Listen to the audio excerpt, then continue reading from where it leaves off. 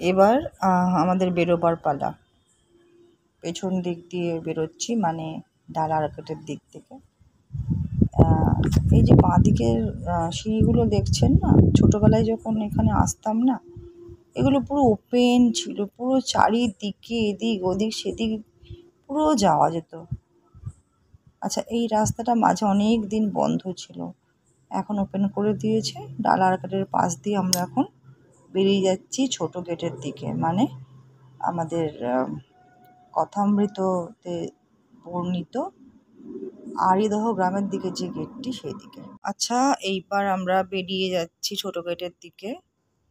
এই গেট দিয়ে বেরোলেই একটা সারপ্রাইজ আছে, আর এই সারপ্রাইজটা হচ্ছে, আচ্ছা, এই মঠে কিন্তু দীক্ষা হচ্ছে, মানে হয়। হ্যাঁ হ্যাঁ, আমাদের জগদ্দানের অধ্যক্ষ মহারাজ, একদম অধ্যক্ষ মহারাজ সবাই কিন্তু এখানে আমাদের বেলুড় মঠের শাখা কেন্দ্র। দীক্ষা নেওয়ার ইচ্ছা হলে এই মঠে যোগাযোগ করতে পারেন।